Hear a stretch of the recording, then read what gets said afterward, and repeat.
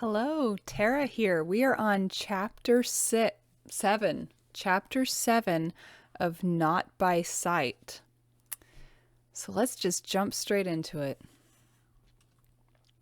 It's about time you got here. Claire Danner stood at the barn doors with a handful of burlap sacks and a shovel. Lord Roxwood kept you longer than usual? Grace climbed off her bicycle. Yes, now that he knows I won't crash the car, he actually let me drive him beyond the estate. We headed toward Canterbury. Canterbury? Claire straightened. What did you see there? We didn't go into the town, just as far as Harmon Lake.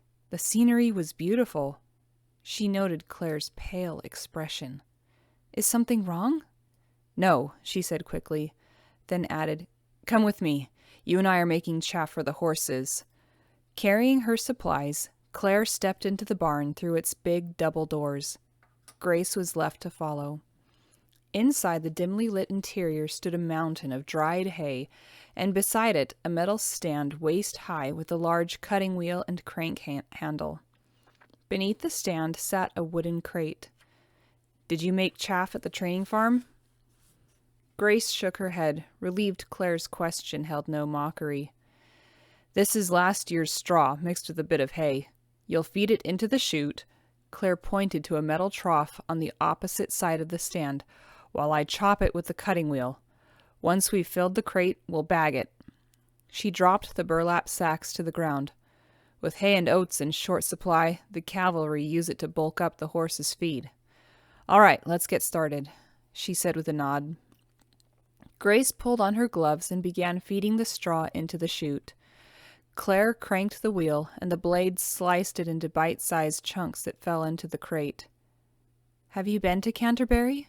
Grace asked after a few minutes. Claire's head shot up. No. Why? You just seemed a bit surprised when I mentioned the town. Grace pushed more straw through the trough. I thought you must have been there, that's all. Well, you're mistaken. Claire's tone was curt. Did you go anywhere else? We made a quick stop in the village. The memory sparked Grace's ire all over again. They apparently don't get too many visitors in blue Daimlers. Claire stared at her. And having the Tin Man seated inside wasn't a curiosity? They give bumpkin a new meaning, Grace said, frowning. Scads of them stopped in the streets, gawking like he was the bogeyman come to run off with their children. She shoved another wad of straw into the machine.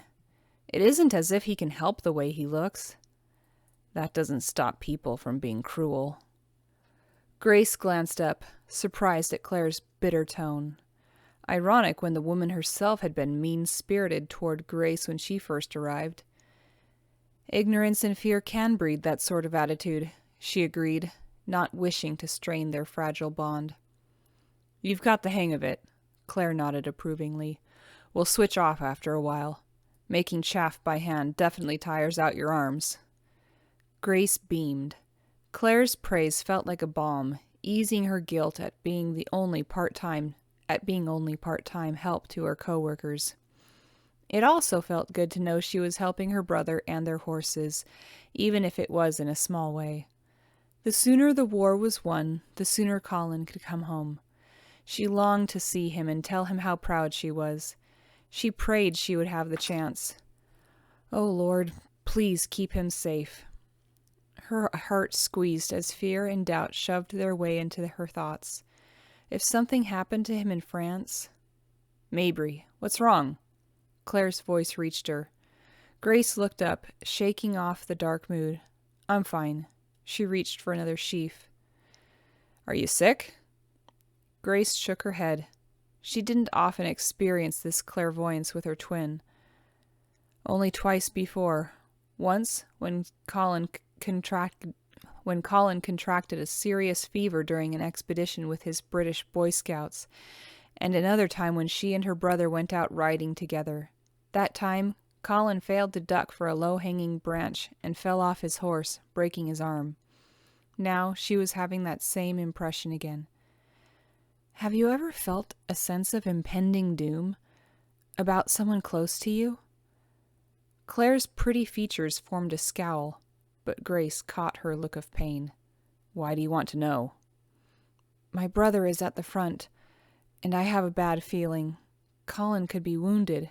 She hesitated. Or worse. Grace, you can't let your emotions prey upon you. Claire's tone was hard. Your brother will come home to you. We can't give up hope.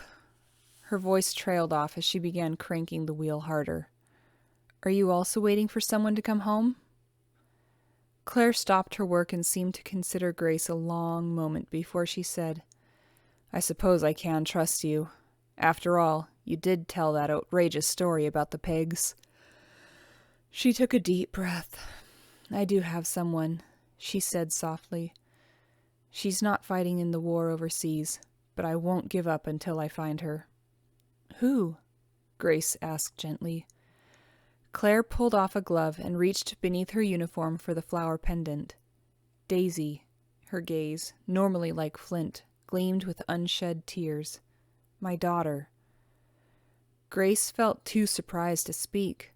Finally, she said, Her father? Claire made a face, but the sadness lingered. The son of a viscount. His family seat is in the north. I was an upstairs maid with grand dreams and little sense. She gave the chaffing wheel another turn. Once he learned I carried his child, he wanted nothing more to do with me. I was a good girl. She cast an imploring look at Grace.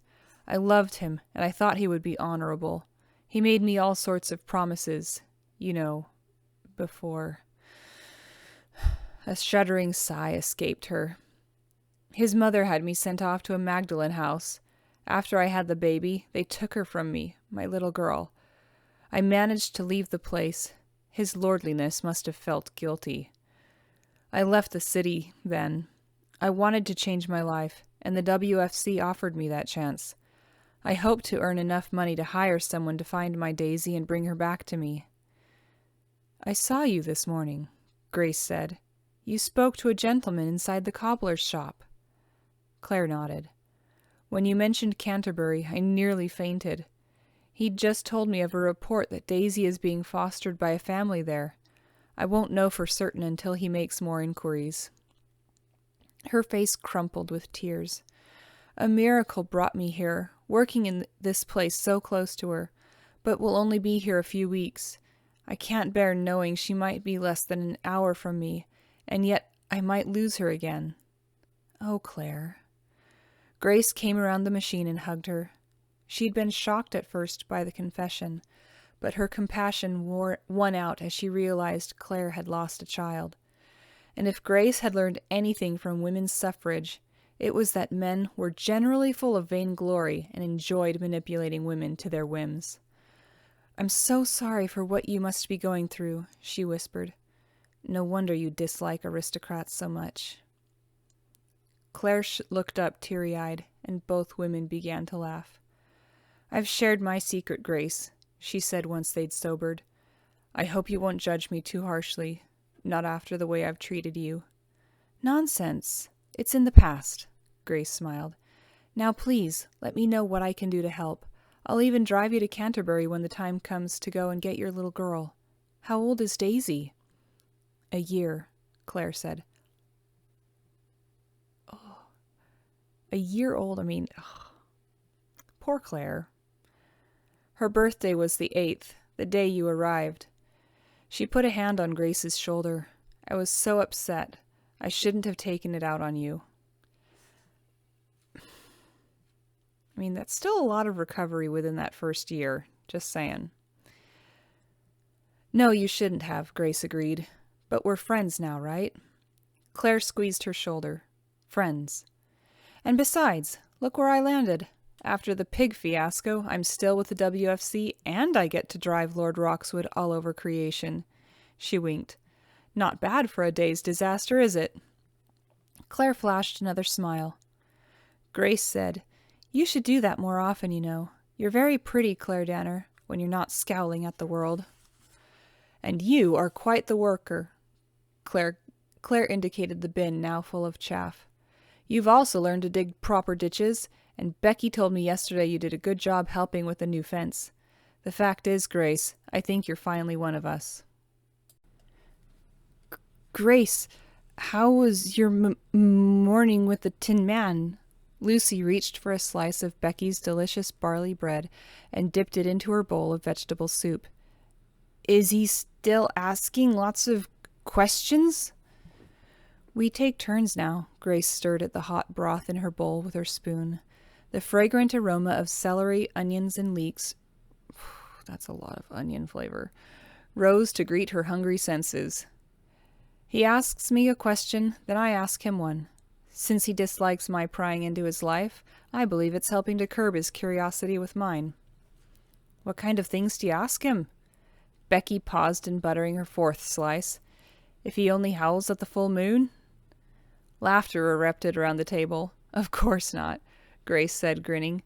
But I did ask about his mask. That got everyone's attention. Well? Becky seemed captivated, spreading butter on her fingers instead of the bread.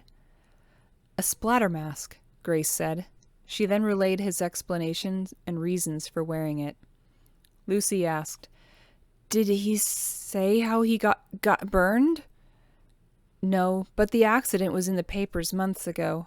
She told them about his townhouse burning, but withheld details of how the blaze got started. No reason to sully his reputation further by telling them he was reported to be quite inebriated when it happened. So, the Tin Man is also the heir to an earldom. Becky stared at her, wide-eyed, wiping her buttery fingers on a cloth napkin. Did you know him from London? Grace hesitated and turned to Agnes, seated a couple of chairs away. She concluded from her maid's slight shake of the head that neither of them wished to share how Grace first met Jack Benningham. What does it matter? He's an aristocrat, Claire said. Her new friend grabbed an apple from the bowl on the table and winked at Grace. And I, for one, do not wish to sit here and listen while she bores us with his list of lordly titles and estates. Grace offered an appreciative smile, knowing Claire had purposefully diverted everyone's attention from broaching the subject further. Let's eat up, girls. We've got church early in the morning. Mrs. Vance rose from the table with her empty kit and took it to the sink to wash it. I think Mabry, Danner, and Pierpont get first crack at the tub tonight. Grace sighed. A hot bath. Later, after she'd scrubbed away the day's grime and bits of straw accumulated beneath her uniform, she donned her nightgown and climbed into bed. Before one of the girls dimmed the lights, she grabbed up her journal and thought about her next outing with Lord Roxwood. She determined to start writing down all the questions she could possibly think to ask him. Grace had to admit that despite his prickly nature and his questions, she looked forward to a new adventure each day, and he had shared that lovely view with her. Perhaps he was undergoing a change of heart toward her after all.